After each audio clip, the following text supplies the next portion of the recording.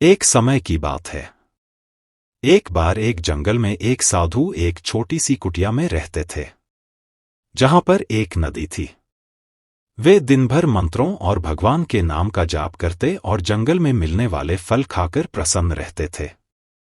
उनकी कुटिया के पास ही बड़े बड़े बांस के पौधे उग आए थे। संत बांस से टोकरी बनाना जानते थे। एक दिन उन्होंने मंत्र जाप करते करते बांस से टोकरी बना दी। टोकरी बहुत ही सुंदर और मजबूत बनी थी।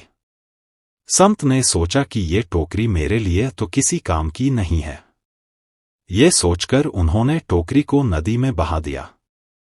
अब संत रोज एक टोकरी बनाते और नदी में बहा देते थे। इस काम में उन्हें आनंद आता था और समय भी कट जाता था। कुछ दिन तक तो ये क्रम चलता रहा। संत यह सोचकर ये काम कर रहे थे कि ये टोकरी किसी न किसी के काम आ जाएगी। लेकिन एक दिन संत ने सोचा कि मैं ये काम कर रहा हूं, लेकिन इससे मुझे तो कोई लाभ नहीं हो रहा है। मुझे बिना वजह मेहनत नहीं करनी चाहिए। उन्होंने टोकरी बनाना बंद कर दिया। एक दिन वे नदी किनारे टहल रहे थे। कुछ दूर चलने के बाद उन्होंने देखा कि नदी किनारे एक बूढ़ी महिला बैठी है। जब वे उसके पास पहुंचे तो उन्हें मालूम हुआ कि वह रो रही है। संत ने उससे रोने की वजह पूछा। बूढ़ी महिला ने कहा, कुछ दिन पहले तक इस नदी में रोज एक सुंदर टोकरी बहकर रोज आती थी।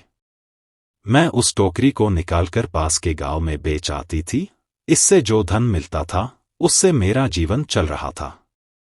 लेकिन अब टोकरी आना बंद हो गई है। मेरे लिए खाने की व्यवस्था करना बहुत मुश्किल हो गया है। इसीलिए मैं दुखी हूं। महिला की बात सुनकर संत को बहुत दुख हुआ। वे तुरंत ही अपनी कुटिया लौट आए और बांस की टोकरी बनाकर नदी में बहा दिया।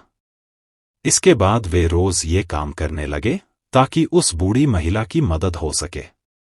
शिक्षा, हमें स्वार्थ को भूलकर अच्छे कर्म करने चाहिए। अच्छे काम निस्वार्थ भाव से किए जाते हैं तो किसी न किसी को उनका लाभ जरूर मिलता है।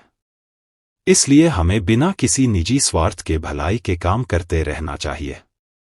मित्रों, यदि आपको यह कहानी पसंद आई तो इसे मित्रों और परिवार के साथ शेयर करें।